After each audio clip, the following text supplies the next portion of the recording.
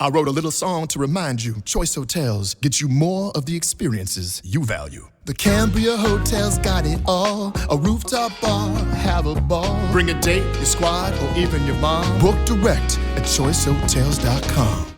And we're live on match day as Doug reaches for a buffalo wing. He's got it! Oh, and he's gone for a can of Pepsi too! What a finish! There's no doubt about it. It just tastes better. Match days deserve Pepsi. Hey, welcome back to the Dick Morris and Doug Dipierro show, sponsored by the Patriot Gold Group. Hello, Dick Morris. How you doing? Hey, we're doing good. Hey, not for nothing. Not for nothing. Double negative. I can't help myself. I'm a New Yorker. What I've been saying last week on the show about the Iran will, stall for 60 days and the 61st day. They couldn't even get to one day. Yeah, right.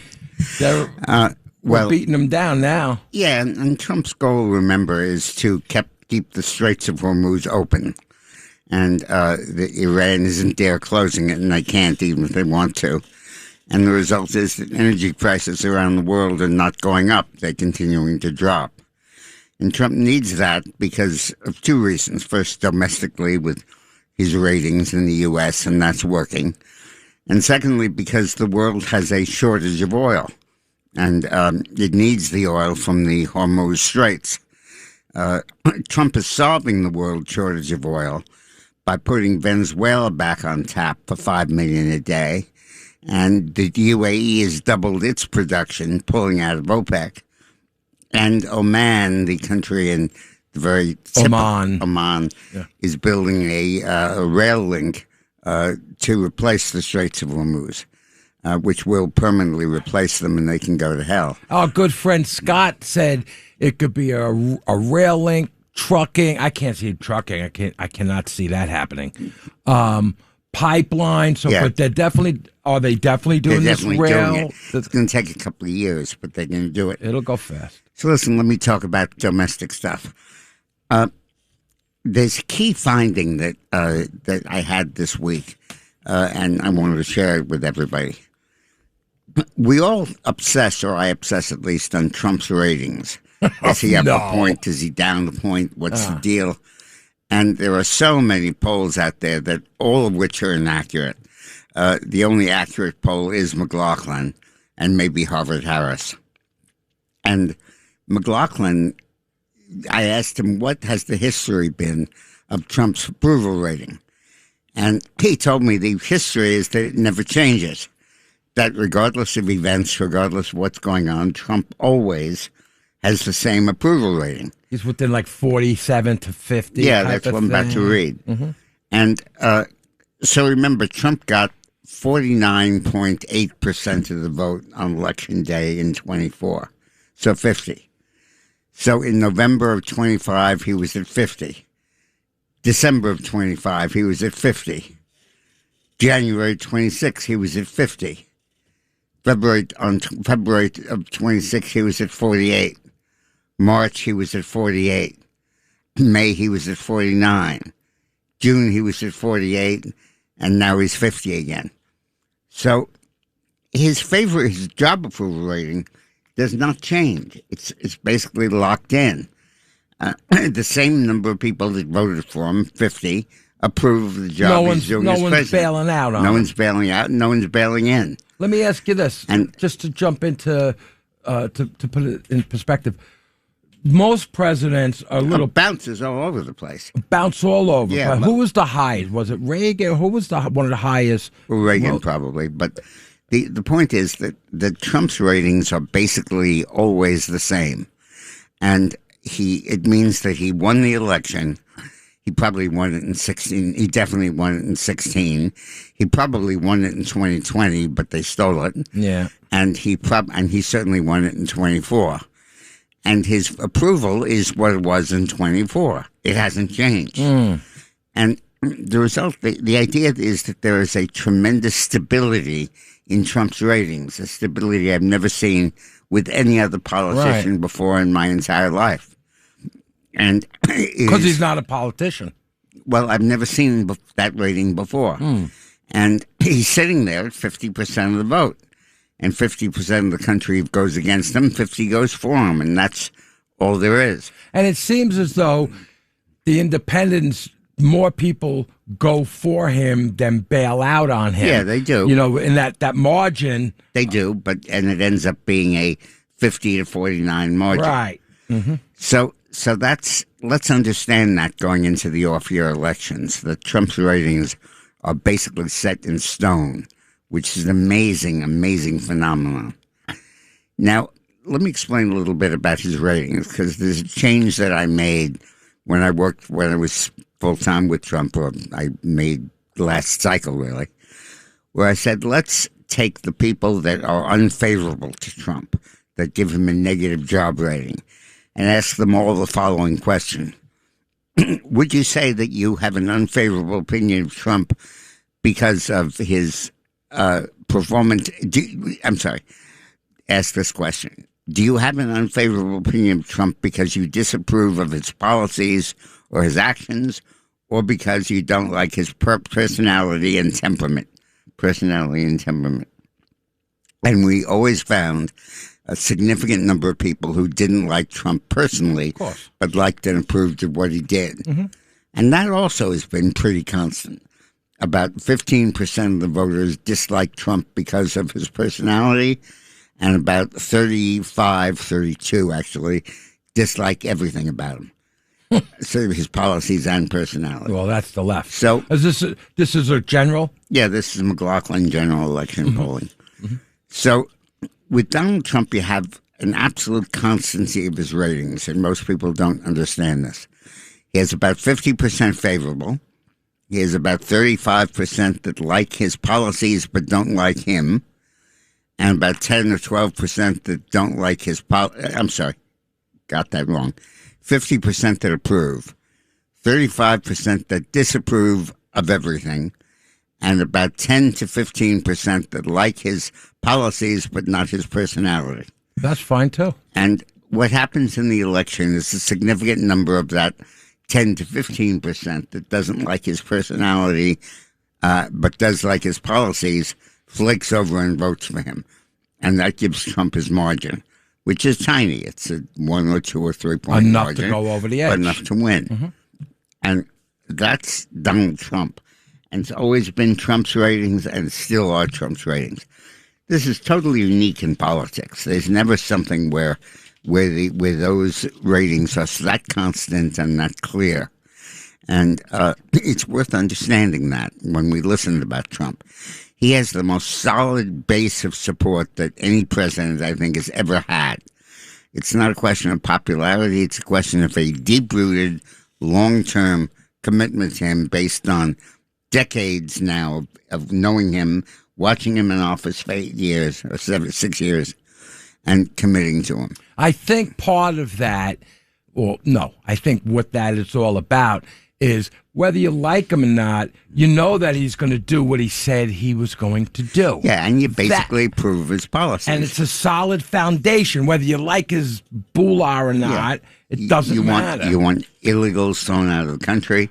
You want the economy stimulated. You want us not to get screwed over in trade. Get rid of the terrorists. You want to get rid of Castro if you can. You certainly want to get rid of... You want to get rid of Maduro. You want to get rid of the Ayatollah. You basically agree with his policies. You don't like him as a person. Just like the people that don't like the idea that he went to Iran and this and that and the other thing, they know he's going to straighten this out. They're bombing now. Yeah. They know he's going to bomb the crap out of them. And they don't care. And they don't care. What they care about is that he is doing what he said he'd do, and it's working. And we're not going to get blown up in a couple of years. So there's a real stability about that. Now, the news media hates the idea of stability. They want there to be lack of stability. They want their news to be current. They want everybody to hang on the ratings. They want everybody to listen hard. But the fact is that in reality, there is very, very little change. And that's very important for us all to realize. Because it's unique. It never happened with a politician. But it's absolutely amazing that this is the case. Well, and one of the things also, as you're saying this, I'm getting my thoughts together. One of the things is most politicians flip-flop. They go back and forth. Just Yeah. they go with the current events, or they go. He just does what he says, whether Yeah. you like him or not, whether you like what he does. You That's got to right. respect that the guy is, slow and steady. He's not slow, actually. Yeah, but he's fast. He's steady. But very steady. Right. That's right. So I think that's a very, very important perspective I wanted to share It was good. about what's going on with Trump. Now, let me repeat two things I've said over the last couple of months, and I want to repeat them now because they're very important. The first is that the Democratic Party always moves to the left when it loses an election. You saw it first in 1972. They lost with Nixon. Nixon beat Humphrey, and then in '68, and then in '72, the Democrats didn't nominate a reasonable guy like Humphrey. They nominated George McGovern, Right. and Nixon destroyed him, massacred him in a huge landslide. And then in 1980, Reagan defeated Carter. And then in '84, the Democrats came back by nominating Walter Mondale. Well, hold on, but they brought Carter in. Wait, what? Right. 1980. 76 was Carter. Yeah, but 1980, Reagan defeated Carter for re-election. And in 1984, on the heels of that defeat, the Democrats did not move to the center. They moved to the left and nominated Walter Mondale, who was a complete leftist. And Reagan destroyed him. And Reagan killed him. And then in 1988, after Carter and after Mondale, they still didn't learn their lesson. Bush. They moved to the left again with Dukakis. Oh, yeah, right. And he with lost, the helmet in the tank. And he lost by a huge margin. It wasn't until 1992, 12 years later, Your boy. that the Democrats got sanity and they nominated Bill Clinton. Mm-hmm. So when you look at the Democratic Party flipping out and going crazy now and nominating socialists and communists and just totally flipping out, you got to understand this is how they operate. This is their MO. And they can't control it because the forces that they don't want it, but the forces that cause it are built in. The first cause is that the moderates always leave the Democratic Party because it goes so left. And the more they leave, the more the crazies, the left has a majority in the Democratic primary. And the moderates can't win. And secondly, the extremists always say, oh, the issue is we don't really stand for anything. We aren't really aggressive enough in opposing the Republicans. And that's what they say. And that always leads the Democratic Party astray. It always leads them to move to the left. The extremists. Yeah. And the moderates, even if they don't leave, they quiet down. Well, and they don't vote in the primaries. Right. And as a result, the socialism and the left increases. Now, in this cycle, the only new thing is that people say socialism. They didn't used to say that. But it still is the craziness and the insanity of the Democratic Party. And that's a given. That's built in. They lose not one election. They always lose 2 or 3 in a row because they can't move to the center. They're incapable of that because the moderates have left their party and they're stuck with a primary of lunatics who vote for the extreme candidates In the who primary. always lose in the primary. Then they get clobbered. No, they win in the primary. Right. They lose in the general. Right. They get clobbered, and then the Democrats do it again. And that's just something that happens with the Democratic Party. Can you ever see them getting back as a moderate? Well, they always come back. What'll happen I mean, is, I'm talking about now. yeah, what'll happen, not now, but the next cycle, maybe 28, maybe 32 more likely. They'll get sanity, and somebody will come along and say, hey, guys, we've lost 8 years of elections, 15 years, 20 years, let's get sane. And after a while, they'll come back. And the need for a two-party system will assert itself, and the moderate independents will move back into the Democratic Party and take it back over. And they'll probably come back with a guy like Clinton. Yeah, exactly. Or a Kennedy. Exactly. I mean, really, really far to the right, in the middle, Yeah. because they're so far left. They really a will guy get like Clinton who could bring him back in. Right. So But you're not going to work on that campaign, I'm telling you, I'll right? be long dead. And Nice, this is nice. and this is this is just a historical phenomenon we have to understand and have to accept. It's what happens. Now, so when we see the Democrats nominate crazies, we see them nominate socialists, we see socialists win Democratic primaries, We got to understand that that happens all the time after the Democrats lose elections. Not to take it very seriously, just to understand the opportunity that that gives us conservatives to win. Do you know these socialist mayors that have now been elected? And I don't know them, but you know of them. But who of what states, what cities? Here, first of all, New York. New York, Washington D.C., Seattle, and a bunch of other cities around the country because of fixing the election result. Los Angeles. So that's where it's at. And it's important for us to understand that. Now, I want to go off a little bit here. We're talking about Clinton a little bit.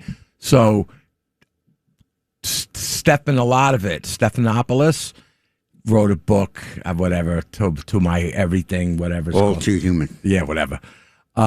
Dick is in like half this book. He talks, and this is his enemy. These guys fought, and I don't know, they didn't fight, but they didn't like each other. And he is in from chapter 13 to the rest of the book. And Stephanopoulos really puts you on a pedestal. Yeah. Even though he talks about how he doesn't like you and this and that, he puts you on a pedestal. Well, so Dick could almost be famous he now. Basically said that I ran the country, and Clinton, and at that point, Clinton did whatever I wanted, whatever I said. It's a great, that's true. Great response about Okay, Dick. when we come back, we'll come back to the current era, and we'll talk about it. Okay. What's the name of the show, Dick? Welcome back to the Dick Morris and Doug Dipierro show, sponsored by the Patriot Gold Group. Alan Greenspan died this week. He did? Yeah. And he was always so confusing in what he said. I could never understand this guy. Yeah. It reminds me of Will Rogers, who, when Calvin Coolidge, who was famous for not saying anything, died, Rogers said, "How can you tell?" Anyway, Greenspan died, and it's important for us to realize what went on. Exuberant. He would say stuff like it's exuberant. Irrational exuberance. Yeah. He ran the country's economy for 20 years. And it was a great 20 years. We created 38 million jobs.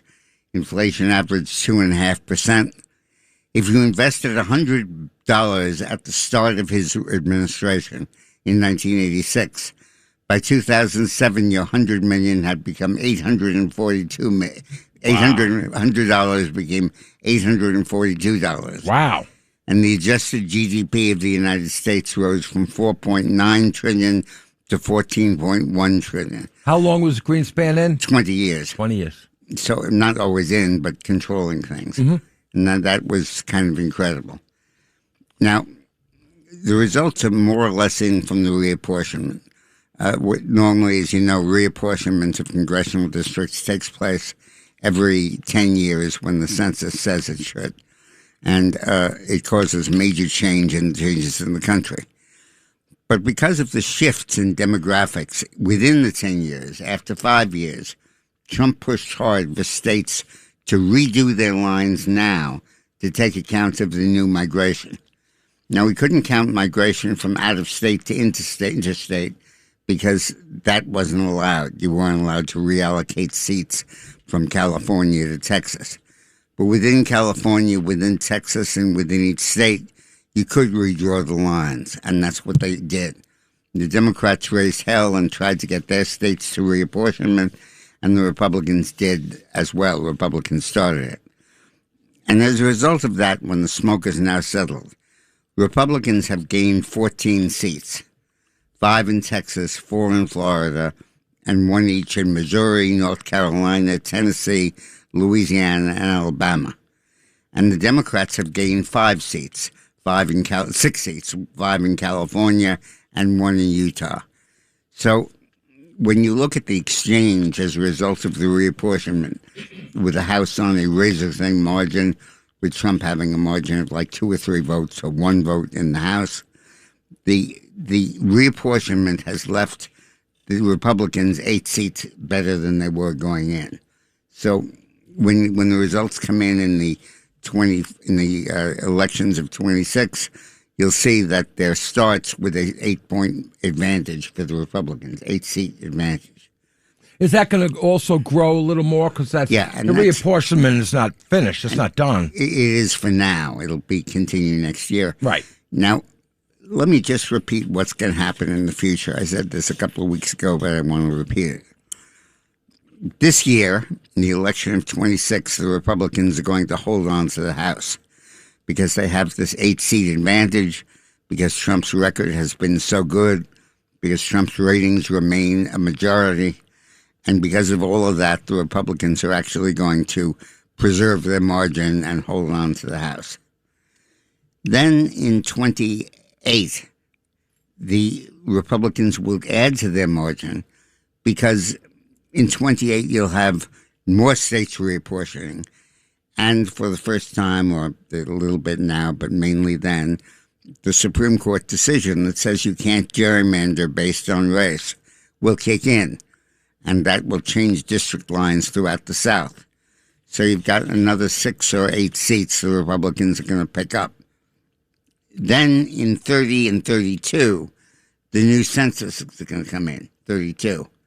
And that will dramatically change things, because you'll have California and Texas and California and New York and Illinois losing seats, and you'll have Texas and Florida gaining seats. And the result of that will be another 6 or 7 seat move. So between the 8 seats that we've got now, the 7 or 8 seats we're going to get after the reapportionment of the racially segregated districts is completed. And then when the reapportionment from the 2030 census comes in, we can gain another 7 or 8 seats. So the Republican Party is going to gain roughly 20 to 30 seats, inevitably, over the next 6 years. Wow. And that's going to give us a solid permanent majority in the House. What is our majority right now? Like 2 points, two seats, wow. 1 seat, depending on who's got a cold, who got the flu, and it can't come. And that is about to change very, very dramatically. I'm sorry. Do you think, I'm going to say no to this, and you're probably going to say no, but I have to ask the question. Iran, do you think maybe they're doing what they're doing yesterday, today, because Trump's numbers were going to get better if he opened up this strait and whatnot? So let's forget about a ceasefire. Let's go at him so he loses it's in just, his midterm because they hate him. It's got nothing to do with that. Trump, they love to die. It's what they're focused on. It's the life they want to live. And they don't want peace. No, they don't care. They're gonna get and that even if the negotiators agree to versions. peace, some faction in the military will want a bombing, and nobody will be able to stop them because they don't have a command structure. So it's just something that's I happen. don't think so either. But let's bear in mind, nobody gets killed. The straits remain open, and who gives a damn if an unmanned drone, bombs a base when nobody's there? Right. And we just have to basically. Well, we should retaliate and all of that, but it's not. Oh, he's going to. It's not that important. Oh, no, he's going at it. But I want to say what the point that I was making. Okay. That the Republican Party is inevitably going to gain about 20 or 25 seats in the House between now and the end of the 2032 election. Yeah. This is inevitable. About a third of it now, about a third of it in 28, and another third of it in 32. That is going to change American politics fundamentally. It's going to mean instead of a closely knit House with strong opposition, the House will become very compliant with the conservatives. And Trump, or whoever the next president is, Vance or Rubio, or maybe I think it's Ted Cruz. It's going to be Rubio. There then becomes a real solid Republican majority in the Congress. Not just the world as it is. You think that's where the Democrats are going to have to go to the right a little more, or maybe more to the left? They will have to at that point, right? Because they'll have nothing. Yeah. And the seats they'll lose will be important. I think that Schumer is going to be defeated in the primary by AOC. In 28. I think that Jeffries, the majority leader, is going to lose his seat. He's in Brooklyn now, and I think Mancami is going to beat him. Mancami. And I think they're going to lose a huge amount of their support. Did you hear Ayok last week? She said Musk is stupid. That's how stupid she is to actually. She's a bartender. Yeah. And he's the first trillionaire. Yeah. I don't even care about his money. That's right. Stupid. The guy is brilliant. She's Now, a outside of moron. so I just want to give that perspective because you won't get it anywhere else. No, and that was good. It's reality. So if you don't want to listen to the news for the next 8 years, that's what's going to happen. You just heard the next 8 Yeah. years of. What I call you the other day? The Johnny Karnak. Yeah. You're Karnak. Okay. So Latin America's doing unbelievable, right? And I think we had a little to do with this, Dick. Yeah, the Trump phenomenon is bleeding over into Latin America and totally changing the politics of the continent. In 2023, Argentina went conservative. In 25, Ecuador and Bolivia and Honduras and Chile went conservative. In 26, Costa Rica, Peru, and Colombia went conservative. And you now have 8 countries that have moved to the right. None has moved to the left. And the communism that was taking over Latin America is now in total reversal. The big goal will be to win Brazil, which is coming up in a couple of months. But once that happens, and we will win in Brazil, I think, the continent has fundamentally changed. And I've worked closely with President Trump on that. We spoke last night. And we worked together in Honduras. We worked together in Colombia. We worked together in Peru. And we're about to work together in Brazil. And I think that we've taken a continent that was moving to the left and moving it instead to the right. And now Guatemala. And then we got Guatemala coming up and a whole bunch of others. So that's what I do in my day job. And That's what we do. We do, Doug and me, in our day job. All we do is fly back and forth to Latin America, to South America. And I have to learn Spanish now. I'm learning. I'm getting it. You have to learn English first. Yeah, no, forget about that. I'm skipping over that. I took Italian in one of my advertising executive friends. He owned the Gary Esposito. And we took Italian, right? Because we're both Italian. We would go to Italy. And the lady loved me to teach. I forget her name. She goes, Douglas, do you speak Italian? I go, I don't even speak English. All right. Okay, now when these polls come out, they always ask this question. They say, in your district where you live, are you planning to vote for the Democratic or the Republican candidate for Congress? And because of the way because of the way the districts fall in the country, the Democrats always come out ahead in that. And that's because there are districts that are basically 100% Democrat, the black districts, the minority districts. And there are no districts that are completely Republican. We win the farm areas and the rural areas, but we don't win 100%. No. We win 60%.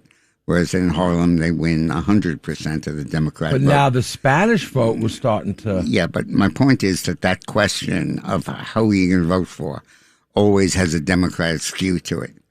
Now, right now, the most recent skew in McLaughlin's poll is 46-44 in favor of the Democrats. And you think that means the Democrats are going to win, but they're not going to win because the skew of only 2 points or a tie probably elects the Republicans. So I just want to explain that because you're going to get that data and you need to understand it when you get it. Well, the other poll coming out is the strong minority of U.S. voters approve of Trump-Iran deal. Majority, yeah. And that's the key point. Oh, what did I say, minority? Yeah. Majority, no, that's right. the key point about this. Everybody believes in what Trump is doing in Iran. We may not like the deal. We may not trust them. We may think he's giving them too much. But let's be clear, Trump is not going to give Iran a dime unless they start behaving themselves. Listen, 50% of all voters approve of the Memorandum of Understanding, MOU, and the hostilities with Iran, the MOU. 56% approve of that. And the result is no matter how much they screw around, Trump is not giving them a dime. And they'll ultimately have to come around, or they won't. That's probably the future. What will happen here is that Iran will remain an outlying nation. It will remain kind of a criminal country, but it won't have a military. It won't be able to foment terrorism, and it'll become politically inert largely. And this story works today. Earlier I said maybe we shouldn't do it, but as I'm looking at it, Trump threatens Hormuz takeover to collect 20% of oil in Iran. This is before This is 2 days ago. President Trump said the United States will take control of the strait, collecting tolls and 20% of the oil that flows through the waterway if negotiations between Washington and Tehran and Switzerland fall through. That's going to happen. And that's going to happen. Now it is, right? Trump previously said there would be no tolls for duration of the 60-day ceasefire. So that's over. No tolls after it expires unless they're imposed by the United States. Trump also said if no deal is made in Switzerland, we may take over the strait if we have to and call the U.S. the guardian angel of the oil artery. Yeah. I think what's going to happen, and again, the future is completely predictable, is Oman, country, will build an alternative to the strait. The strait won't mean a damn thing in 5 years, but in the interim, the U.S. is going to control the strait, and the U.S. will be the guardian of that. Well, look what he said. I got to read this one part. He said, you close it and you won't have, he's talking to Iran, Trump. You close it and you won't have a country. You won't even make it back to your effing country. Yeah, right. He actually said that. Yeah. You won't even make it back to your friggin' country. He didn't use friggin' either. I think that's right. I love this guy. So he's going to have America step in and control the strait. We can do that without boots on the ground. It's a naval situation. And the Navy obviously can control it. And I think that that's what's going to happen. The Iranians will put themselves in that box. And then the U.S. will control the flow of oil throughout the world. The only reason we can do that is our military. And then also that we now produce about 20% of the world's oil. That's a lot. Actually, about 15%. We were producing 5%. With fracking, we now produce about 15%. And it's going up. We'll be at about 20% soon. And you got the Gulf of America. They come right in, park your car, turn it around, and go home. Right. Some extra oil. Now, there are major changes taking place in Britain, and we have 2 minutes. Let me cover that. Yes, we do. Keir Starmer, the British Prime Minister, who's a total disaster, has resigned. In the elections 2 years ago, the Conservative Party was wiped out, and the Labour Party won a gigantic victory. Not because they're so popular, but because the Conservatives were so bad. And having kept power for decades, people turned out the Conservatives and went to the Labour Party. But the real change in Britain is that they're rejecting both political parties. Instead, they're going to the people. Instead, they're going to the Reform Party, which is run by my client, Nigel Farage. Mm-hmm. And they are rejecting globalism. They're rejecting immigration. They're rejecting free trade. They reject crime. They basically want Britain to remain British or become British after kick the Muslims out. Oh, God. And they would win in a landslide if there were an election. But there's no election right now. There can't be an election until 5 years. It's every 5 years in Britain. Or until the government loses and its... Sturmer just got reelected just recently? No. Yeah, got two years ago. The Labour Party got elected. 3 more years. 3 more years. They could have... And there can be elections in the interim if the governing party loses its majority in the parliament. But it's not about to lose its majority because there's such a gigantic Labour presence.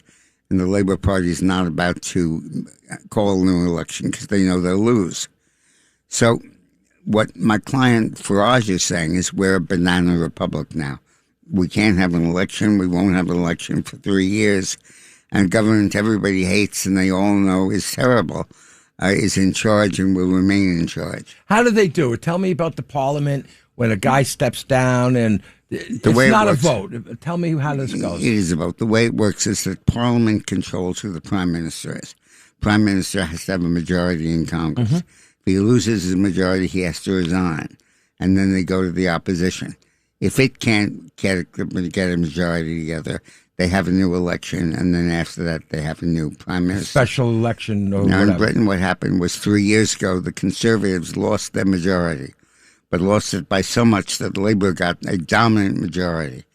And even though people don't like the Labour government, it keeps its majority in Congress. And that's put in by the Parliament. That's not the people voted for that Labour. The people voted for that Labour, They did it 3 years ago. Right. And they can't change it. And every 5 years, there has to be an election. Right. That whether the country whether they have majority in parliament or not. So my client Farage is saying this is a banana Republican. Boy, he's right. Okay, when we get back, we're going to talk about Governor Sarah Sanders in Arkansas. Yeah. Hi, welcome back to the Dick Morris and Doug Dipierro show, sponsored by the Patriot Gold Group. Before we go on, just want to comment on what Mandami. I wanted to comment what on Mandami that said. First of all, you have to realize there was a tiny turnout in these primaries, 13% total turnout. So 7% of the vote controlled whether these congressmen lived or died. Interesting. And that's in a Democratic primary. So you figure Democrats are about 2/3 of the electorate in these districts. And 2/3? Yeah, they're heavily Democratic districts. And the fact is that only 13% voted. So 6% of the population, probably 4% of the total voters, made these decisions. So don't take them too seriously. Oh, interesting. The second thing to bear in mind is good luck. Keep going. Keep doing it. For you. Keep winning these. Because we'll beat you. The more you win, the more we're going to win. Right. Yeah. Okay. And this is about Islam, too. This isn't just about socialism. You know, he knows what he's doing. So, listen, Mel Brooks, 100 years old today. You believe it? On this day, 100 years old. So, let's segue into Roxana with the On the Rocks on this day. Hello, Roxana. Hi, Rox. Roxana Hi, Maria. guys. Happy Sunday. How are you? Little. She's little. I call her Little. Hello, yes, Little. good to hear you guys. Well, to change the pace, yes, it is a little bit of a history lesson. I started out with a quote, of course. Oscar Wilde quoted, "Anybody can make history, but only a great man can write it." Today reminds us that history is not only written in grand victories, but also in moments that forever change the course of humanity. On this day, in 1914, Archduke Franz Ferdinand of Austria and his wife Sophie were assassinated in Sarajevo. What seemed like a single tragic act quickly became the spark that ignited the First World War. It's a conflict that reshaped nations, redrew borders, altering millions of lives, yet also a testament to resilience and renewal. How a single moment can echo through generations, reminding each of us that every choice, every act of courage, as now is happening, every turning point becomes part of the story we leave behind.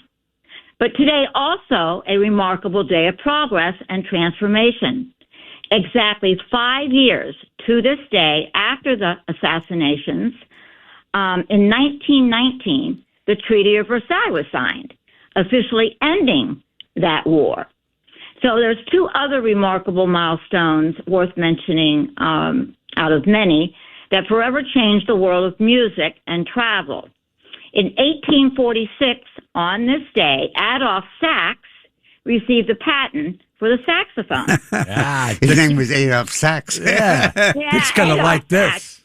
Yeah, he originally he was designing the patent for military bands, but it would eventually become one of the most defining voices of jazz, blues, rock, I love classical saxophone. music. Yeah. Captivating audiences for generations and inspiring musicians, as we know, around the world. Ziggy. The other major achievement on this day was in aviation. In 1939, today, the first transatlantic passenger flight took off, bringing Europe and America closer than ever before. Wow. It opened a new era of global travel, business, and cultural exchange. And so here we are. These milestones are a testament that history is not only shaped by wars and politics, but also innovation, creativity, and the courage to dream bigger. Winston Churchill, he left us with these words to ponder. The farther backward you can look, the farther forward you can likely see. Excellent. And I wanted to add one quick thing to that, since we haven't spoke about it today, but with education and history, which is a lot on people's minds with the children. there were some numbers that I looked at that only 13% of 8th graders have any recall of history, American or world, and by the time of 12th grade, it's even less than that. Wow. So just something to think about, So we'll comment. Thank you, guys. Thank you, Rock. Thanks, Rock. Let me That talk was a good. little bit about Sarajevo in World War One. Oh, not the saxophone? No, not the saxophone. Okay. I'd love to talk But you about the do saxophone. love. Well, let's before you get into I that. love the saxophone. Listen, we go to jazz things all the time, and I have a great sax player in my band. Well, I don't have a band right now, Ziggy, and Ziggy with a Z, and Ziggy changes the whole feel of the music of the band. You could have a great band, but when you have a saxophone player with that voice and he could play this, I told that guy we were at a concert the other day, Wednesday, and there was no horn; it was all strings. And I said, a vibrating string does not have the emotional content of a horn. No. A saxophone changes the whole thing. Yeah. It's another voice other than the vocals. It All right, go on your... Okay, so this is a history worth realizing. There was a book called Guns of August by Barbara Tuchman 40 years ago that really explained this, and it shaped how politicians see international crises. In 1914... The Austro-Hungarian Empire, which consisted of most of Central Europe, a holdover from the Napoleonic era. There was a revolt in Serbia that wanted to become independent, and the Archduke, the successor to the throne of Austro-Hungary, visited Serbia, and he was assassinated. Well, when the Serbs assassinated the Austro-Hungarian leader, or his heir, the Austro-Hungary threatened war, and Serbia said, we won't go. We'll go to war with you, and we'll defeat you. And the Austro-Hungary and Serbia began to fight. Russia, who was allied with Austro-Hungary, agreed to mobilize. They took a long time to mobilize because they were so big. And when Russia mobilized, Germany mobilized because they knew that Russia was going to attack. And then when Germany mobilized, France mobilized. And when France mobilized, Britain mobilized. And eventually this spread to a world war, World War I, and was horrendously dangerous, huge numbers of casualties. 10 million, 20 million people killed, 10 million, I think, killed. And the world was totally changed because of one assassination in Sarajevo. Wow. That was something. Okay, so when we come back, we can talk about school choice. Okay, thank you, Rox. Welcome back to the Dick Morris and Doug Dipierro Show, sponsored by the Patriot Gold Group. In the last couple of months, really months, since Trump took office, there's been a revolution in education in this country in favor of school choice, against the public schools, against the teachers' union, and in favor of school choice. And this revolution was incentivized in the big, beautiful bill that Trump passed, where it provided a tax credit of $7,500 right off the top of your taxes for anybody who sent their kid to a private parochial or homeschooling. But the state had to adopt it. The state had to opt in. And 28 states have opted in. New York has opted in. But all of the blue states have refused. And the result is, though, the school choice is now sweeping the country. And now we have two news stories about that. Well, first we'll start with Arkansas. Governor Sarah Sanders Huckabee. Republican Governor Sarah Huckabee Sanders of Arkansas has announced that the state is making big gains in education after moving to ban the teaching of critical race theory, gender nonsense, and other forms of social justice in schools. Arkansas's public school students are seeing sharp gains in statewide exam, with proficiency rates rising more than 7% across all grades and subjects in just 3 years under the state's conservative education reforms. Since 2024, students' proficiency has increased by more than 7% and by more than 5% since 25. So right there, get rid of this stuff. And that's the reason. When I used to work in Arkansas for Bill Clinton, they would say, "Thank God for Mississippi." I said, "What do you mean?" They said, "Well, Mississippi is always 50th, so we're not. We're only 49th." And then Florida school choice program. This is something else, too. But first of all, I want to get back to Arkansas. And one of the things is, once again, we have backing from the President of the United States with this woke thing and social justice and all that. So that's the big part of this whole thing. Yep. Anyway, but Florida school choice program is working. So and Florida was always the leader in school education. Oh, but the unions. The one don't good like thing this. that Bush did when he was governor was that he really changed education and really let there be school choice. Jeb. The Florida Education Association has filed a lawsuit challenging this is the union, challenging the constitutionality of the state's highly acclaimed school choice and charter school program, which provided a quality education for more than 1 million kids. Florida's public charter sector maintains an aggregate grade of A, outperforming traditional public school counterparts in 55 of 77 metrics. The unions want to abolish this is horrible. The unions want to abolish the program, even though the kids are getting better results than in public schools. We guess that the unions define a uniform education system as one is uniformly bad. Yeah. So all they care is about their dues and their their people. Yeah. And Albert Schenker, who was the head of the teachers union, said, "I'll start caring about kids when they pay union dues." Oh, my God. And that's the attitude. So when they're like union. 20 years old, 19, 20, 21, and they go into and a that's union. the attitude of the teachers union. What a horrible And we have to attitude. realize that, but increasingly, choice is taking over this country.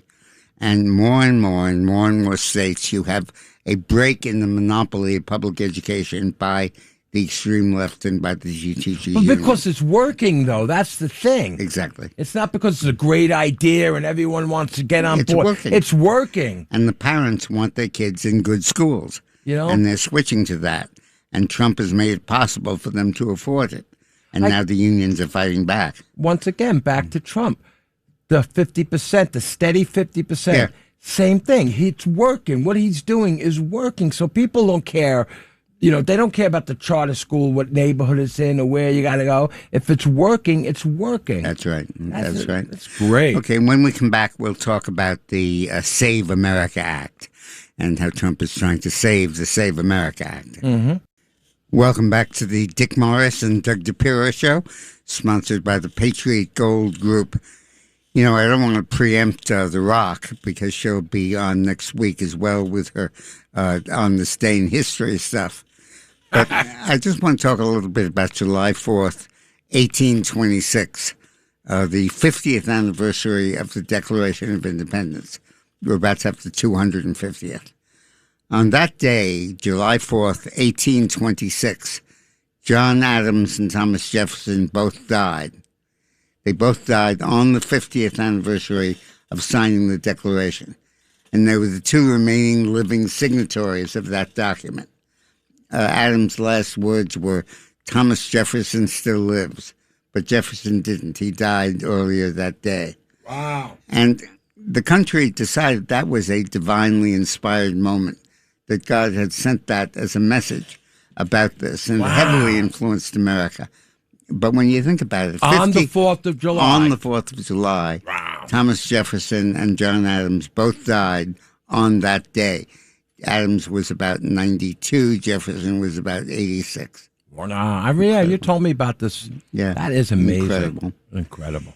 Now, in Congress right now, Trump is trying to get the SAVE Act passed, SAVE.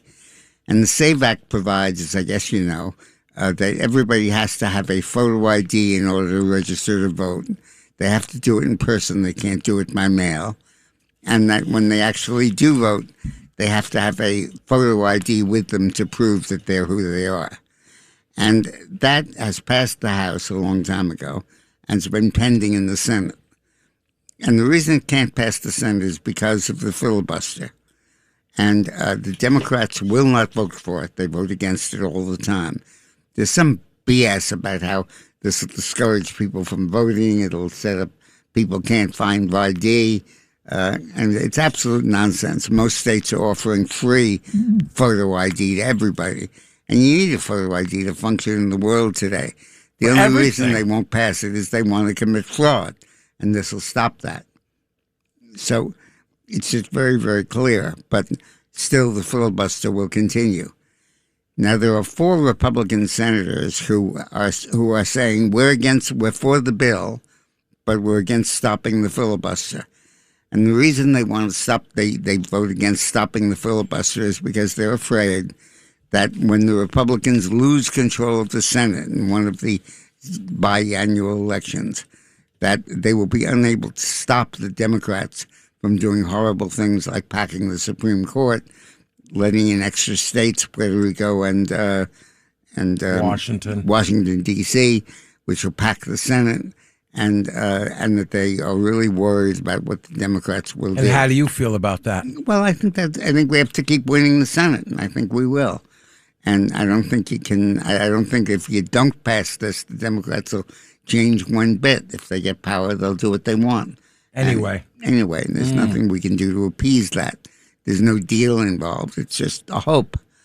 So Trump needs to pass the SAVE Act. It's very important and needs to break the filibuster. Now, he's got a couple of ways of breaking the filibuster. The easiest way is that he forces the Democrats to talk during the filibuster.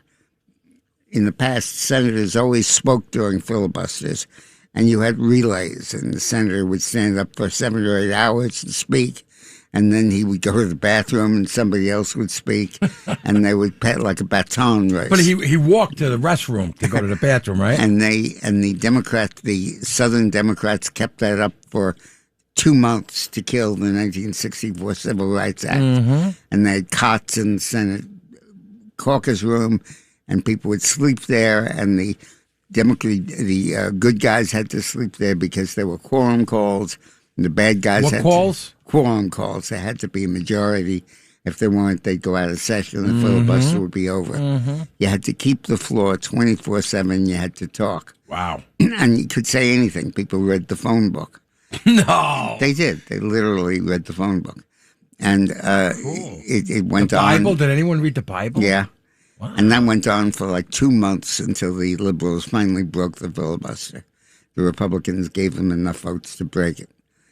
Well, in about 10 years ago, Congress said, the hell with this. Let's have a filibuster when the leadership says there's a filibuster. Nobody has to talk. Nobody has to debate. You don't have to keep the floor. The leadership will say, we're now in a filibuster situation. And what does that mean? They could go home? They could just go home. They could do whatever they wanted. Just can't And what vote. Trump could do is bring it back. Does that mean there's going to be no vote? Yeah. We're in a filibuster, so that's it. That's right. It's a pause. So one of the things Trump is considering doing is getting a majority of the Senate to vote, which he could, for a talking filibuster. And say you can't just declare a filibuster. You have to do the old days. You got to pay the price. Stand up. You have to read the phone book, and we'll weigh you down. Mm-hmm. And that's useful because everybody knows the SAVE Act is important. Everybody knows it's a good idea. 80% support photo ID. And if the Democrats keep the floor talking about how bad photo ID is, every day their ratings are going to drop. People are going to look at them and say, they're crazy. We're not going to vote for the Democrats. Interesting. So that's an interesting strategy Trump is considering. The second strategy he's considering is there is a rule that was adopted 10 years ago by Senator Richard Byrd of West Virginia. And he said we need to cut the deficit. Is it Richard Byrd or Robert? Robert Byrd. I think it's Richard, but I don't know. I gotta look. Anyway, the deal was that he said we need to be able to function as a Senate. We can't just not function and have this huge deficit, this huge federal debt. So he said if the debate concerns cutting the deficit or reducing the debt, You have to eliminate the filibuster, and you have to be able to pass Robert Byrd. Yeah. With a simple majority vote. And that was passed. That became a requirement. Now, that could easily be changed by an act of the Senate. It's a majority that does that. But it is the current law. So what Trump did in the two bills that he's passed that avoided the Democratic filibuster, the big, beautiful bill, and then the other tax cut bill that's going through now, is he said, I'm going to do this through reconciliation, which means that it falls under the Byrd rule. And it's to deal with the deficit or deal with the debt. And therefore, I can't have a filibuster on it. But there's a parliamentarian appointed by the Senate, by a majority of the Senate, who decides whether it falls within the Byrd rule or not. And she ruled both times that this was okay. There couldn't be a filibuster. Now Trump is saying, let me bring in the SAVE Act under the same way, so there would be no filibuster. And the parliamentarian is saying, no, we're not going to do that. Elizabeth McDonough, I think is her name. Mm-hmm. And she said, no, this is not a fiscal bill. You can't do it that way. So Trump is looking at two strategies to deal with it. One is to get her fired, which he's urged Thune to do. And how does that happen? Who hires fires? Thune, the majority leader. Uh-huh. And he can fire her anytime he wants. And Trump is pressing him to do that. I need to ask you this. I got to jump in. I'm sorry. Don't you think this parliamentarian should be three people, an odd number? So there's a vote? It's a pain in the neck. It shouldn't exist anyway. That's kind of weird. But it exists, and Thune should fire this lady. Mm-hmm. But if she doesn't fire her, and we still have to live with the Byrd rule, which we should not have to, Trump said, okay, we'll include a program here where we'll pay the blue states an incentive money to enforce the photo ID law, allegedly because we're paying for extra clerks and extra staff and extra polling places. And we'll make this a fiscal bill, and that way it'll qualify for the Byrd rule. And nobody knows how the parliamentarian will rule on that. So that's the current situation. Trump has three ways of dealing with passing the SAVE Act. One is to have a talking filibuster and wear the Democrats down. And there's sometimes going to be lovely to have America listening 24/7 to the Democrats explain why photo ID is a bad idea when 80% of the country supports it. It's 80%? 80. Of course. The second way is to get rid of the parliamentarian and pass it under reconciliation. The third way is to include this incentive spending provision to incentivize blue states and make this a fiscal bill and pass it. But one way or another, it's going to get passed. Unbelievable. All right. So, once again, I don't know about the story because of what's going on with the bombing. Vance says Iran will allow nuclear inspectors to... Absolutely not. I said this from the beginning. Just like Saddam Hussein. Yeah, they could come in. Come on in. Oh, wait. No, stop. I turn around, which they do. And that's what Iran's going to do. They're not going to do anything. They're going to get blown up. Vice President Vance said that Iran has agreed to allow International Atomic Energy Agency inspectors back into the country. This is so stupid. We know that's not going to happen. The announcement was made during talks in Switzerland where Vance said the U.S. and Iran have challenged, but have a challenge, but a productive discussion. The Iranians have agreed to invite the IAEA inspectors back into their country, Vance said. Sure.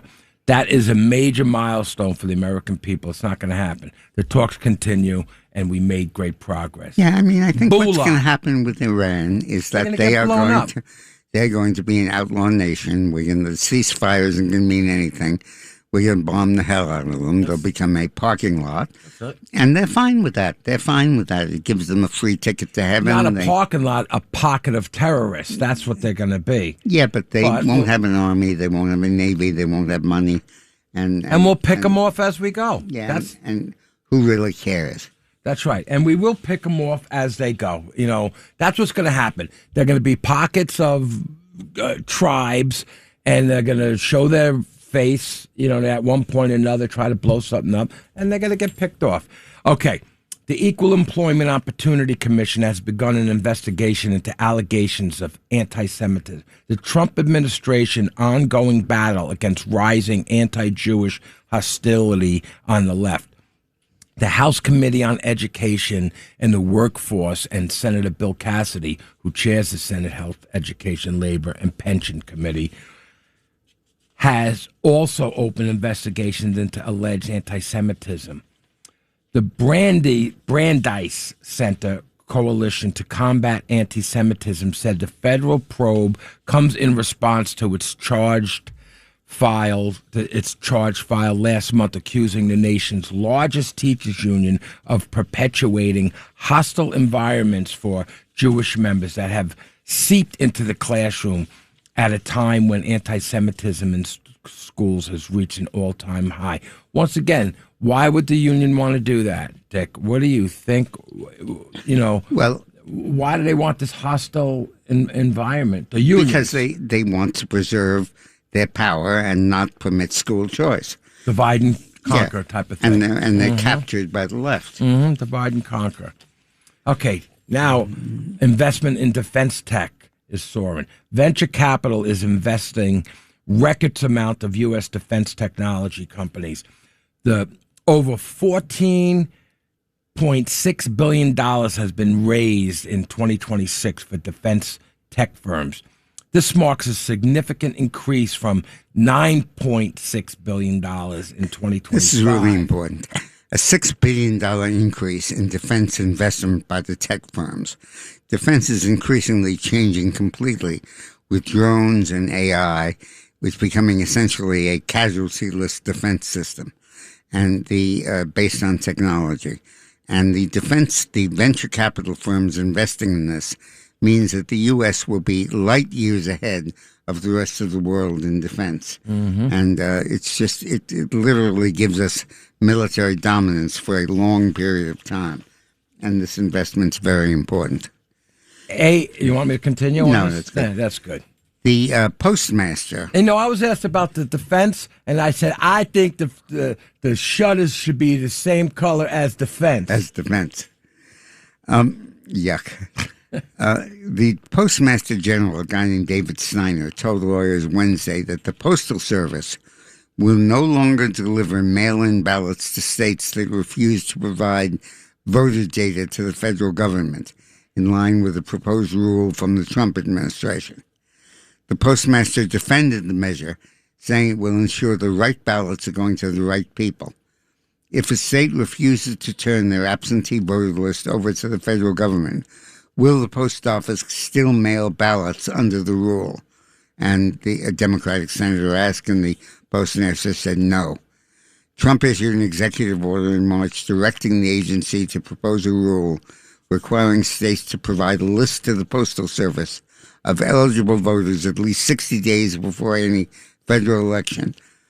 So that's the current law. Now, an activist liberal court has ruled that this was unconstitutional, that the elections, the province of local government, and the federal government can't interfere. That was a local court, you just said. A local court. I'm federal court, but a local district. Right. I'm sure that's going to be overruled, and the Supreme Court is going to rule, the federal government can do that. I think Trump is going to succeed in policing mail-in voting, but he's going to need a Supreme Court decision to do that. The Dems are just going at this as much as they can, and it's almost futile. I mean, it's ridiculous. And the goal here is to cheat. And that's all. It's common sense. They just want to cheat. Okay. Do we have time for Nope. We got to take a break, and we'll come back. Welcome back to the Dick Morris and Doug Dipierro Show, sponsored by the Patriot Gold Group. So manufacturing production up. They're manufacturing those neck pillows. Yeah. And Dick just got excited. He saw on the TV, your commercial came on, and they have a neck pillow now that has got a double on one side. And we got about 8 million gazillion pillows. He keeps buying them. Every time we go to the airport, he buys 4 of them. Then he leaves them somewhere. Anyway, manufacturing production rises. Growth in business activity in the U.S. accelerated for the 3rd consecutive month in June, boosted by strong growth in demand and output in the manufacturing sector. S&P Global said its Flash Composite Purchasing Managers Index rose to a 5-month high of 52.2 from 51.5 in May. That was the largest increase than economists had ever anticipated. This index has been rising for 4 straight months. A reading above 50 indicates growth in manufacturing. Economists had forecasted a decline in this index. Production growth accelerated to the fastest since July 21, and new orders showed the largest rise. I mean, Trump is having a great economy, and with the reduction in fuel prices, it's going to continue. Once again, people don't care what he says on and TV. He'll go into the midterm elections winning with the economy, and that's very important. You know, John McLaughlin signaled this early in the cycle. He told me he was around when we lost the midterm elections of 2018. And he said that in 2017, he went to the White House and he said, we have to pass a tax cut right now. So it'll take effect before the 2018 election. And he was voted down. And they all said, no, first we have to try to repeal Obamacare and deal with health care reform. And he lost that fight.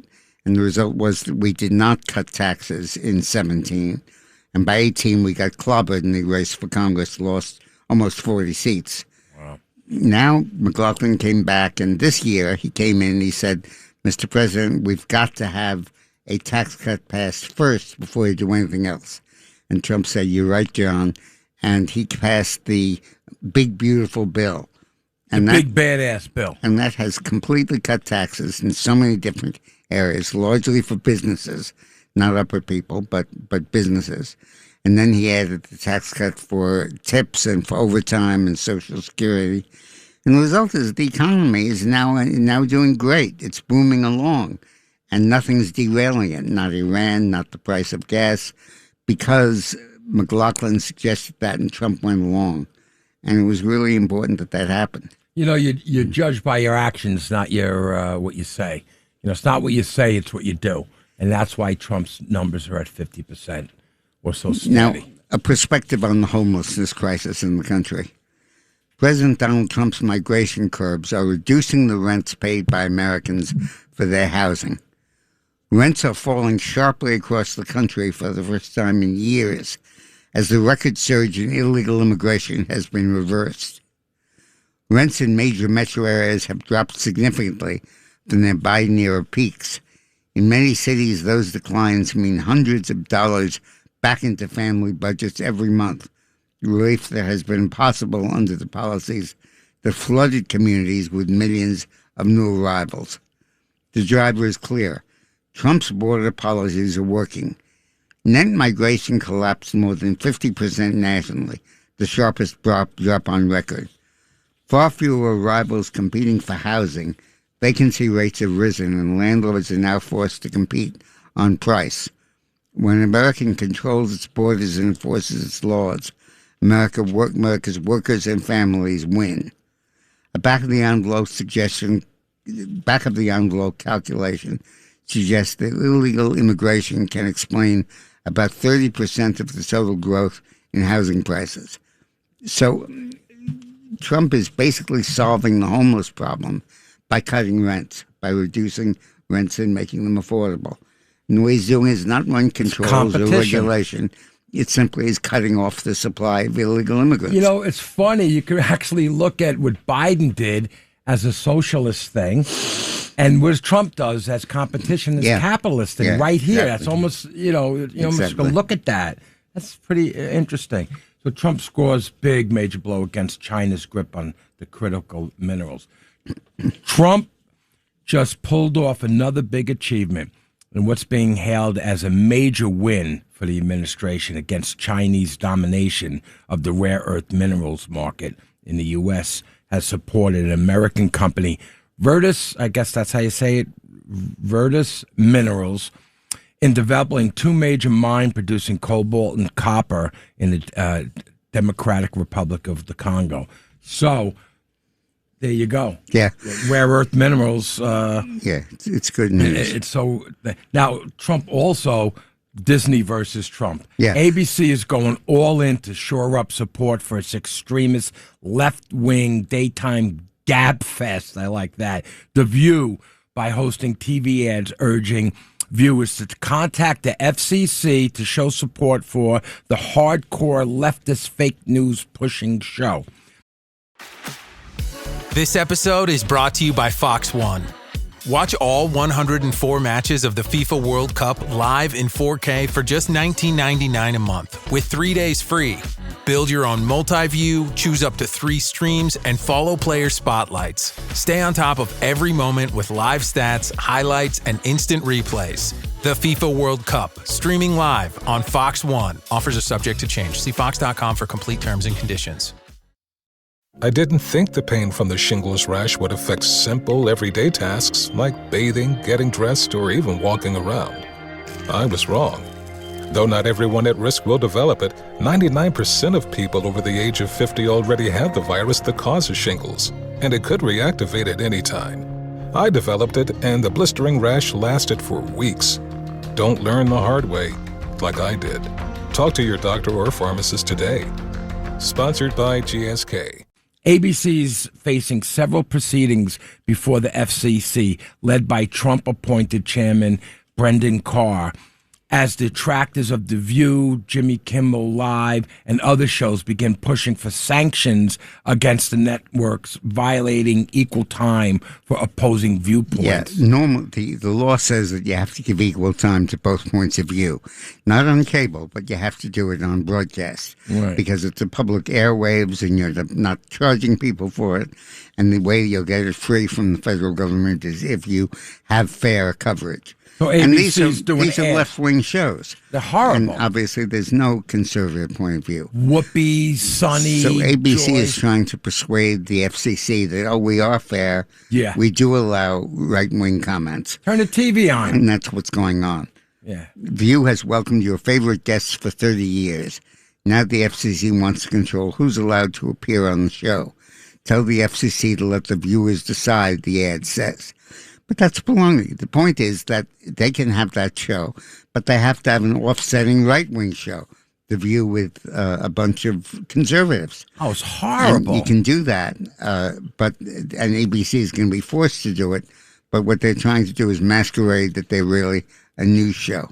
I saw, I get clips on my social media about certain things, and Arnold Schwarzenegger was on The View, and I think it was Joy, whatever that friggin' moron, said something about, you're an immigrant, and these immigrants coming in, and Schwarzenegger, and she thought she was going to have a side, this is so great. He said, listen, I came here, I work really hard, I wasn't looking for anything. The people that come here, coming from the front door, and her face went from this big smile that she thought she was going to get backing from Arnold, and he basically said, no.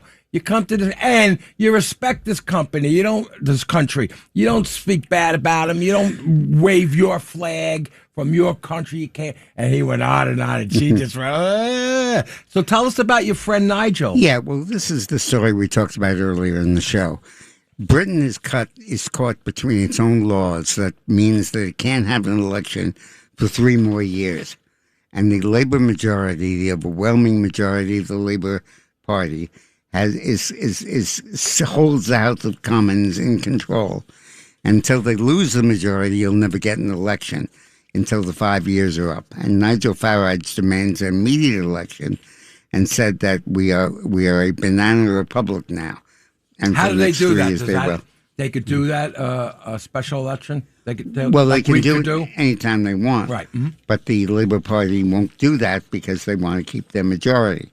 But the party in power could say no to that. Yeah, but they keep putting in prime ministers who fail, and they keep trying to replace them. And Farage is saying rather than have another failure take over. Can he get around that?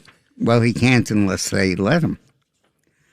Now, Trump is doing something. We talked about the SAVE Act earlier.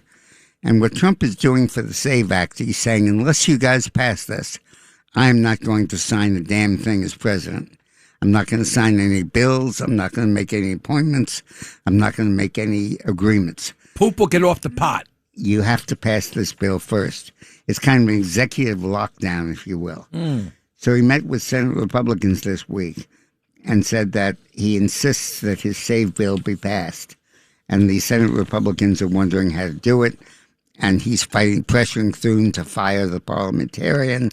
And the parliamentarian's considering waiving this because of the insertion of this aid program to blue states. And it's a mess. But look for Trump to be very firm in continuing this.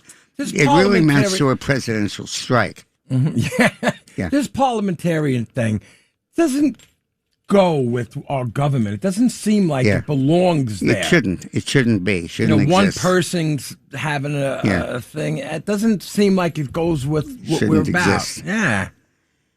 Now, McLaughlin's polling shows that Trump's approval rises after the Iran deal. But as I told you earlier in the program, Trump's approval is a fixed. It's like the North and the North Star. He got 49.8% of the vote, and his approval always is 47, 48, 49, or 50. The latest national poll shows it at 50, and that's significant.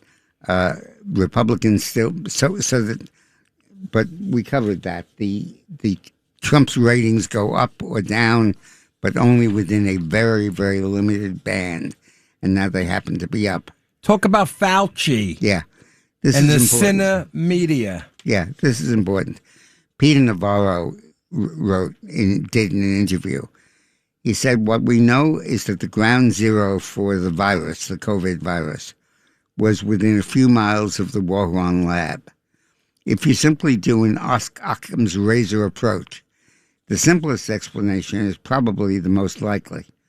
I think it's incumbent on China to prove that it wasn't their lab. So, number one, more importantly, we know that for a critical 6-week period, China used its influence in the World Health Organization to hide the virus from the world. This was a time where the virus could have been contained in Wuhan. Instead, 5 million Chinese people went out from Wuhan and propagated the virus around the world. This was a crucial time. The June 18th bombshell from Director of National Intelligence Tulsi Gabbard is a damning and indictment of America's legacy media as of Anthony Fauci also. Supported by newly declassified records, ODNI now accused Dr. Fauci of funding dangerous coronavirus research at the Wuhan Institute, secretly steering intelligence assessments toward a natural origin narrative. The stupid backbiting. Yeah.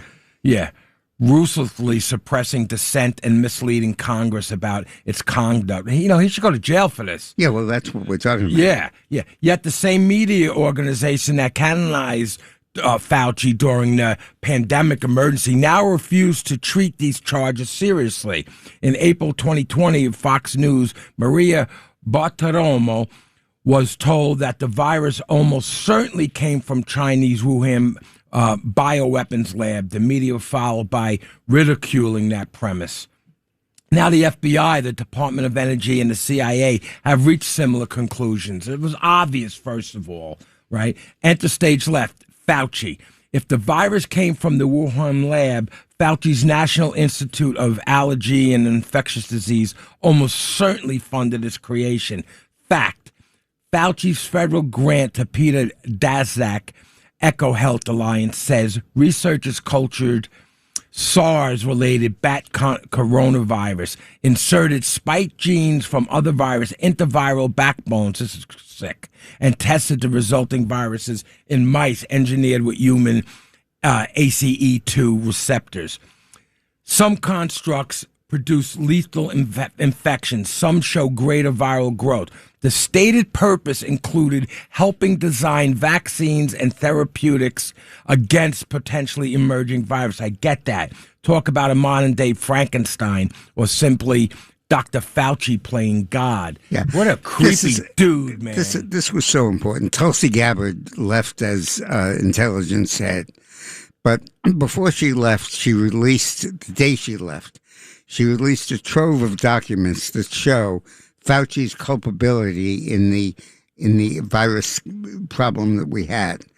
And they basically show that Fauci funded the research that created the disease, told people that it was not the lab that did it, propagated the phony theory that some stupid flying bat bit somebody and caused that. And stalled major look at this for us to take care of this. And as a result, 5 million Chinese tourists and businessmen went around the world, and the virus got released and killed 7 million people, including 1 million Americans. And the media and the Democrats called Trump a creepy tyrant king for shutting down flights. Remember, That's he shut right. down, and they were saying he can't do that. Who was the one guy? Was it Schumer or somebody? Schumer, I was think. mad at him. But now we're basically finding that Fauci created this epidemic. Fauci funded it. Fauci created Dr. Frankenstein creating well, I don't know this about virus. creating. He had to do a lot. Funded it. Funded it. Right. Funded it. Okay. All right. Funded okay. it. All right. And it was a federal Allegedly. grant. Not allegedly. No, but I wanna it's an FBI FBI release now. Oh, it is? Oh, FBI okay. release. This is what I'm saying. Okay.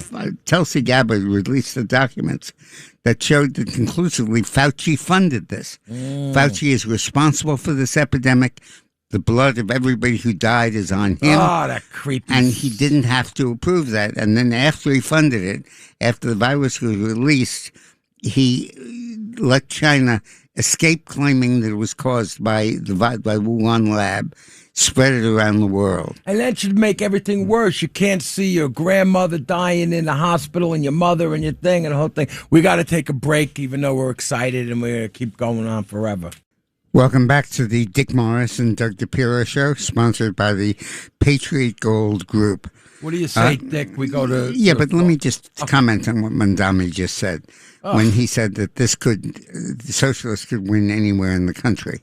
Well, we'll find out in about 2 weeks. Michigan has a Democratic primary for Senate, and there's a communist named El Said running from the socialists. And if he wins that primary, they're handing a Michigan Senate seat to us, which is great. Right. But we need to follow that closely. In the meantime, Mandami has done some stuff this week that absolutely destroys New York City. The Rent Guidelines Board, which sets the rates for rent-stabilized housing, which is about 1 million units in New York City, ruled that that is not permitting any increase. It's part of a 4-year rent freeze that Mandami pledged in his campaign. And what that means is that more and more of these units are going to be broke. They're not going to have repairs. They're not going to have maintenance. Because there's going to be no money being... Right. And then Mandami is saying, I'm going to come along when they don't make these repairs and take the unit over and make them city-controlled housing.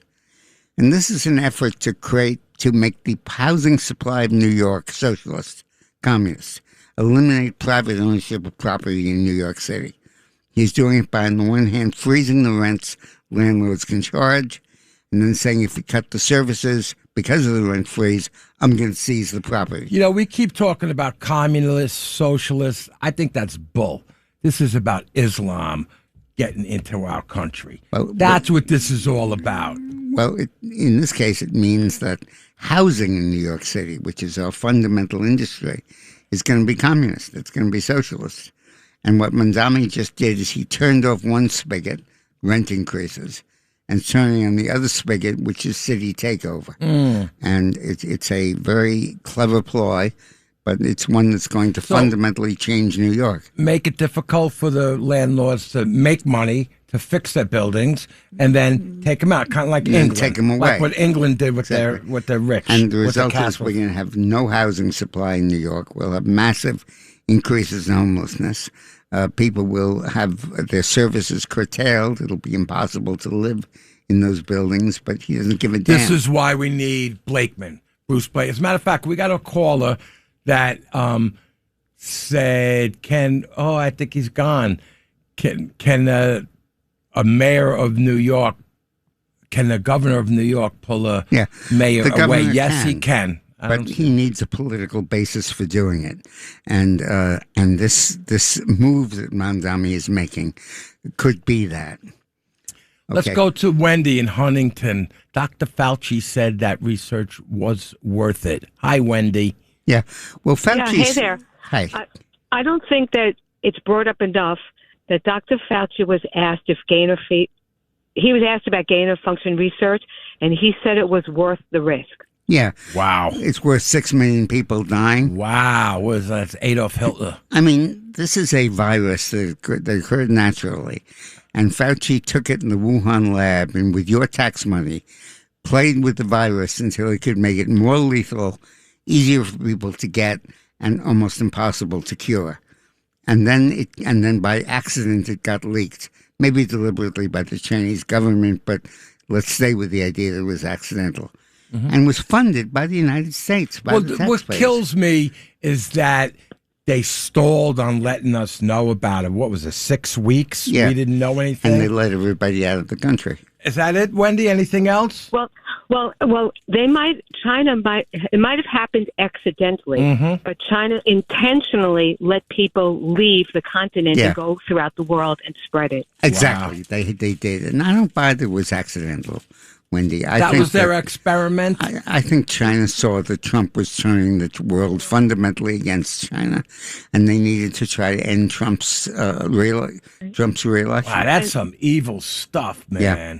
Right. Wow. And go on. Hello? Go on, Wendy. Yeah, I just want to quickly say that regarding the housing situation, if I was Republicans, I would immediately put together a commercial to show people what their housing is going to look like and show all of the bad government housing that New York City is running and say, this is coming to you. Yeah, we could do that. But what probably is going to happen is because they're freezing rents, you're going to see a big increase in no heat, big increase in no maintenance, and that's when we come in and do that and say the reason for this is they won't allow rent increases.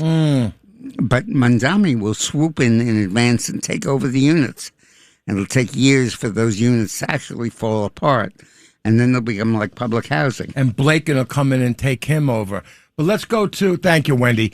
Let's go to Ted. I don't think Dick is going to agree with this one. Hi, Ted from Paramus. Ted? Hello, Ted. Okay, maybe he's not Good up. afternoon. Good. How are you? Hello? Yes, got you. Okay. Now, the New York City Housing Authority is 65% funded by federal HUD. Yeah. HUD has within its powers to declare an emergency and take measures if, in fact, housing conditions are such, or if it's such a detriment to the public. That's a very good point. We should do that. I think Trump will do that. But I think that's a very good point. Thank you for calling. Oh, I thought you were on the other side of this. But I think that what's going to happen is this has to become a crisis first. You have to have evidence that this is a crisis. Wait, I want to hear more about this HUD thing. Tell the federal government can come in and say, we're not going to fund public housing in New York unless you permit rent increases and in the country, in the city. And they could do that. And the governor, if we get Blakeman elected, could remove Mandami from office. But unfortunately, you have to let it play out. You have to let the situation get horrible before we can take action. Thank you, Ted. That was very good. I thought you were on the other side of this thing. According to Realtor.com, 25 million adults, 25 million people under the age of 35, 1 out of 3 people under 35 live with their parents this year. Get out of the basement. 1 out of 3 adults live in their mother's and father's house. Wow. 1 out of 3 adults under the age of 35. It's unbelievable. It's deeply disturbing social economic trend. No wonder marriage rates are so low. No wonder socialism's a rage among young people. They still live off their parents' dime. That's what it is. Listen, the long march, Dick. This is the long march. Yeah, that's right. All right. So we have a break, and then when we come back, we'll talk a little more about this. Hey, welcome back to the Dick Morris and Doug Dipierro show, sponsored by the Patriot Gold Group. Before we leave, I just want to recast something that I said at the start of this show. So I want to be sure everybody gets it. 3 points. First, Trump's job approval is solid. It's 50%. It's been no lower than 47%. He got 49% of the vote, 49.8% in 24, and he held on to those people. And his ratings are solid, they're high, and they're continuing. The second point I want to make is that Democrats always move to the left after they lose elections. Mm-hmm. After Jimmy Carter was defeated by Reagan, they nominated Mondale and Dukakis. After Hubert Humphrey was defeated by Nixon, they nominated McGovern. And now they're pushing socialism. You're getting Mondami, and you're seeing them move to the left again. And who are they going to pull in for the presidential? Well, I think that AOC is going to defeat. I think AOC will run for Senate and defeat Schumer. And then I don't know who they'll run for president. What about the California guy? No, he's not left enough. New scum. He's not left enough. I don't know who they'll run for president. Interesting. But I do believe AOC will defeat Schumer. I think they're getting rid of Jeffries as well. Oh, God. Hakeem Jeffries? But I think that the socialists are moving the Democratic Party to an unelectable place. How about Inbred Oman, whatever her name is? The third thing I want to talk about, that I talked about and want to repeat, is the future. We're going to win. We're up 8 seats in reapportionment in 26. We'll win those 8 seats, maybe 2 or 3 more, total of 13 or thereabout seats in 26. In 28, the Supreme Court decision banning majority-minority districts will kick in. We'll pick up a bunch more. And then in 32, when the census comes out and they reflect the massive shift in population out of California, out of New York, out of Illinois, into Texas and Florida, we're going to pick up 5 or 6 more. And over the next 6 years, the House is going to become a solidly Republican body. Wow. Karnak, that's beautiful. Wow. Okay. Zoltan. Let's talk about France climate change. Climate change hysteria kills people. Let me say that again. The hysteria is what's killing people. France is in the midst of a heat wave with temperatures higher than any point in the past 80 years. Climate change? But the country is being paralyzed because of something distinctly French, a national aversion to a technology that existed for about a century now. It's called air conditioning. Unbelievable. Only about 1/4 of homes in France have AC, reports the BBC. That compares with an estimated 90% of homes here in the U.S. Yeah, listen to that. 1/4 of the homes in France are air conditioned. 90% in the U.S. are air conditioned. Air conditioning, seriously. One reason why AC is so rare in France is that it has been indoctrinated to the people have been indoctrinated to believe that AC is bad for the environment. How about it's not so good, the heat wave to kill old people? 80% of them think so. During heat waves, people die if they don't have access to modern convenience like air conditioning. In 2003, a heat wave in France, this is unbelievable number, killed 15,000 people. 15,000 people died because of a heat wave. But it's not just France, it's nearly the whole European continent. It's hard to believe. 15,000 people. The theoretical concern about climate change that has not been real, it's not resulted in any deaths, it's not resulted in any real change, has paralyzed economic growth throughout the continent and paralyzed the French not to put in air conditioning, and you have thousands dying as a result of it. Let me tell you, Kamala Harris president would be on our way there, too. You know what I mean? Oh, we got to take this. Which one? I like this question. Hey, Dick, you think, let's get Russ from White Plains. I'm not going to say what he wants to say is funny. Hey, Russ. Hey, Russ.